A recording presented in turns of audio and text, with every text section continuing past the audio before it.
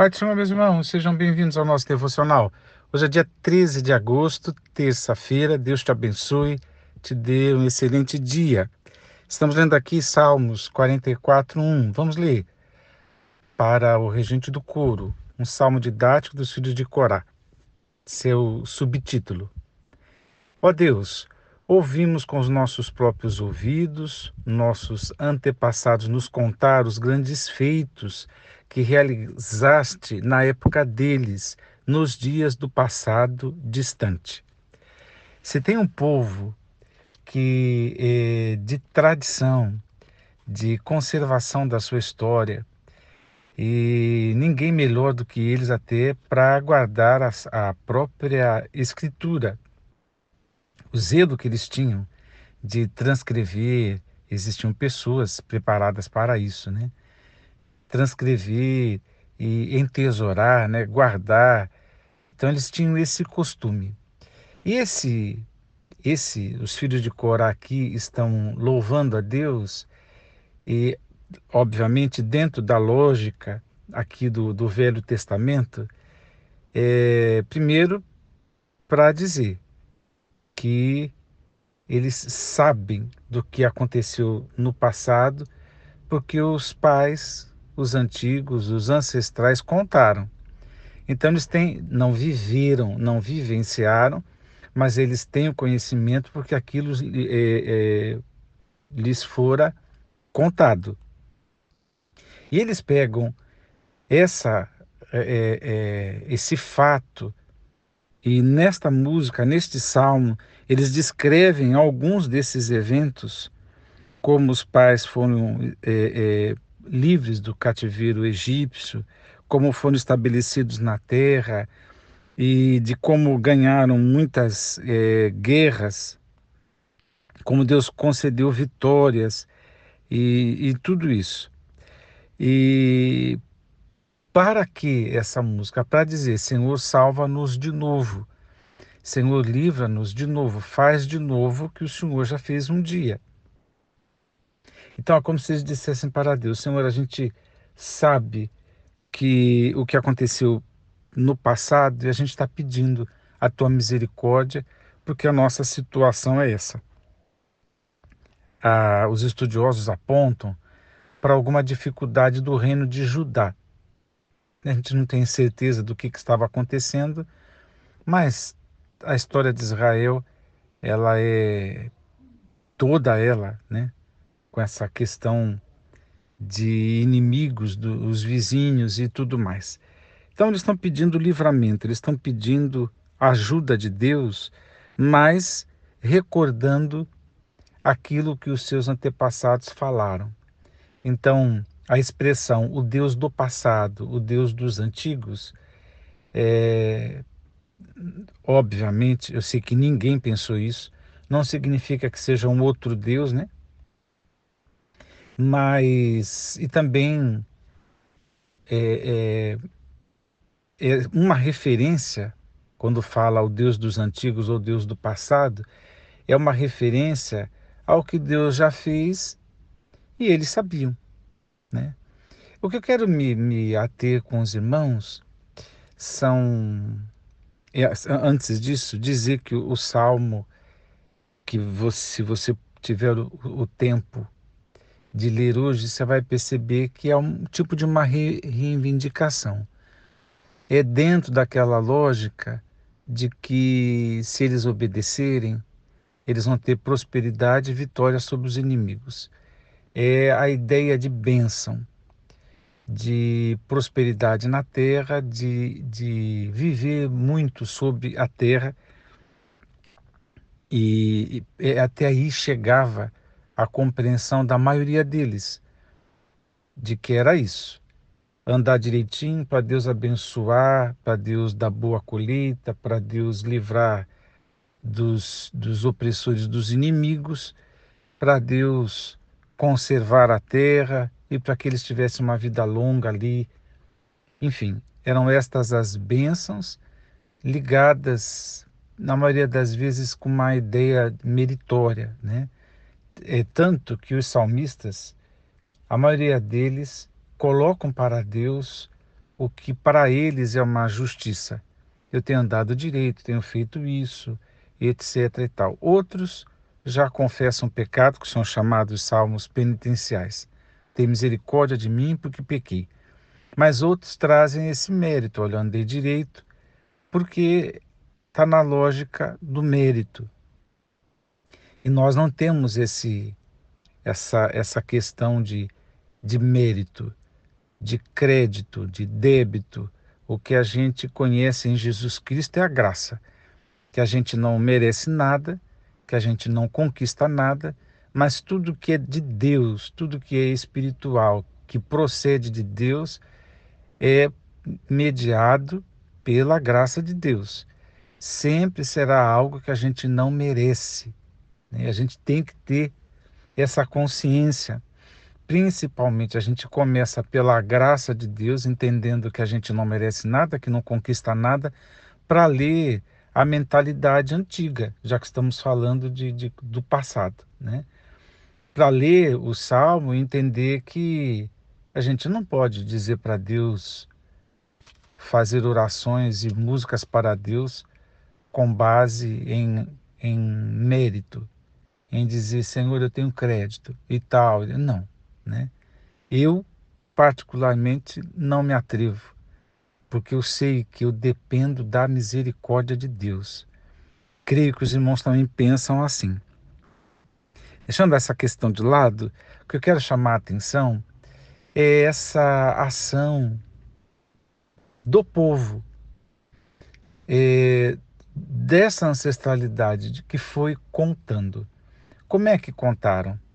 Gravaram, escreveram em pedra, tudo isso ocorreu, obviamente, porque a gente tem a Torá, tem os livros históricos e tudo mais. E os filhos de Corá sabiam disso. Mas alguns estudiosos pensam que quando ele fala, usa aqui o verbo nos contaram, que ele esteja falando da tradição oral, que não seja aquela educação formal lá que o menino judeu tinha de aprender a lei por ocasião lá de 12, 13 anos e começar, ou menos, não lembro agora, de começar a estudar e ler a Torá. Quando diz nossos pais nos contaram, dá essa impressão, isso não é uma impressão particular, mas os estudiosos, que está falando mesmo desse dever que os pais têm de contar sobre as maravilhas de Deus, da obrigação. Hoje em dia a gente usa a expressão legado, né? Do legado. E quando fala de legado, muita gente, os ensinadores, professores de escola dominical, falam muito, e a Olimpíada acabou agora, e tem uma corrida chamada, nem sei se é esse o nome, revezamento, que um passa o bastão para o outro continuar correndo. Nem sei, porque eu não acompanhei absolutamente nada, né? Mas nem sei se essa modalidade ainda existe. Estou falando de um lugar de ignorância. Mas em algum momento já existiu ou ainda existe. Um passa o bastão para o outro e o outro continua na corrida, enfim. Uma equipe de 3, 4, me parece que é assim que funciona. Passar o bastão foi uma figura que professores de escola dominical usaram para falar desse legado, né? Porque a gente tem uma, o que outros já chamaram de herança de fé. Esses dias eu estava vendo uma reportagem de alguns milionários mundo afora, Bill Gates e atores de Hollywood, que já acumularam riquezas de bilhões, de milhões, e eles já declararam que nada vão deixar para os filhos. E, aquilo foi muito impressionante. Aí, quando eu li isso, eu quis saber o porquê, né? Desconfiava, mas quis saber o porquê. Que eles se consideravam ter uma dívida com a própria humanidade, porque as riquezas que eles alcançaram foi por causa do povo. Bill Gates reconhece isso. E, e por outro lado, não querer que os filhos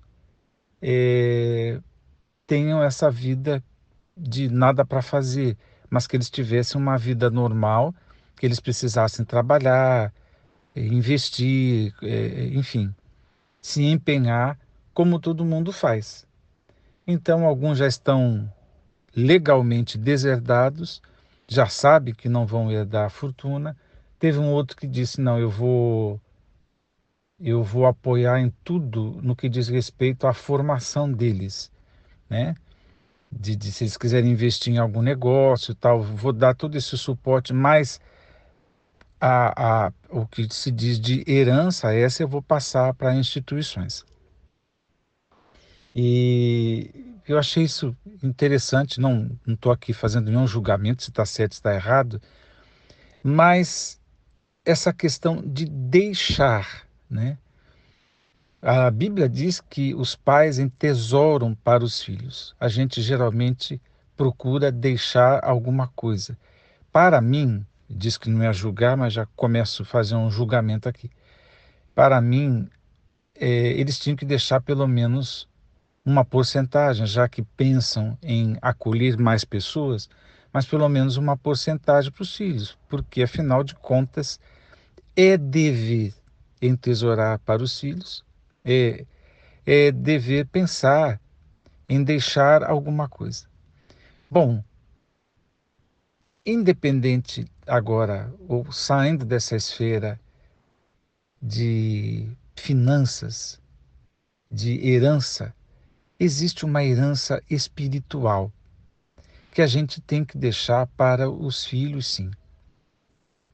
Há, há quem recebe uma herança e gaste de qualquer maneira, que não valoriza, porque até não se esforçou por aquele dinheiro que está usufruindo, então desperdiça. O que a pessoa vai fazer com a herança é por conta deste herdeiro. Mas aqui o que me chama a atenção é o fato dos pais deixarem a herança. O que os filhos vão fazer é problema dos filhos. Assim, muitos crentes têm criado os seus filhos. Alguns não permaneceram, alguns estão afastados, alguns estão em dificuldades, mas o que importa é que ela foi passada.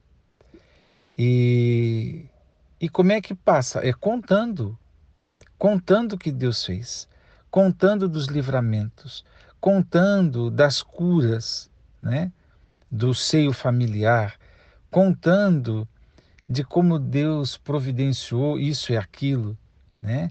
Contando sobre as bênçãos, enumerando as bênçãos, reconhecendo que a vida da família não foi uma vida isolada da ação divina, mas antes, pelo contrário, que Deus foi quem abençoou.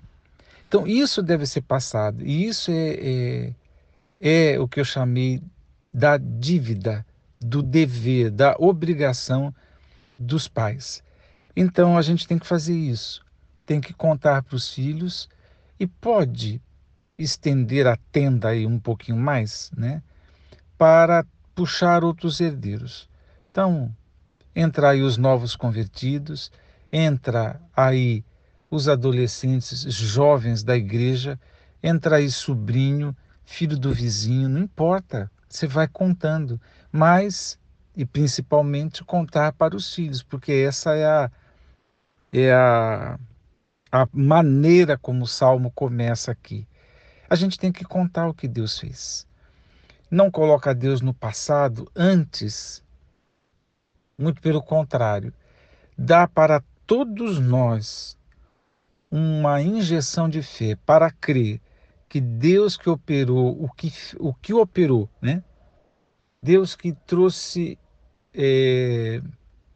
vitória, que providenciou coisas, que trouxe livramento, que, enfim, que abençoou no passado, pode abençoar nos dias de hoje, porque não é uma coisa inédita, que nunca aconteceu na face da terra. Antes, Deus tem feito isso na nossa família. Então, quando chega o diagnóstico, o desemprego, seja lá o que for, vamos confiar.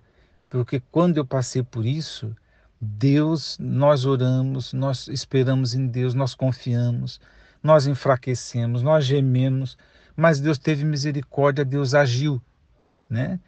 Então, contar isso é uma injeção de ânimo, é uma injeção de fé, porque o Deus que já fez a nossa família pode fazer de novo. O Deus que já abençoou outrora, anos atrás, pode e quer fazer de novo, né? Pode fazer de novo. Eu acho que essa é a grande lição. Então, duas coisas. É a gente esticar a nossa herança, né? Esticar, porque esse é o nosso dever, de contar. Nós não temos garantia do que o outro vai fazer com a herança, mas é nossa obrigação deixar o legado, deixar a herança. E em segundo, em deixando a herança, em contando o que Deus fez, é o mesmo de injetar fé no outro, para o outro pensar no que Deus faz. E todos nós contar até o que Deus fará. Essa é uma dinâmica que eu entendo aqui neste salmo. Deus te abençoe. Vamos orar. Pai, que a tua graça e misericórdia seja sobre nós, que possamos recordar o tempo todo, Senhor, das coisas que o Senhor fez e ter a coragem, a disposição de passar os teus feitos, a tua história mesclada com a nossa história, para quem quer que seja, mas principalmente para os nossos. Eu oro, Pai, assim, no nome de Jesus,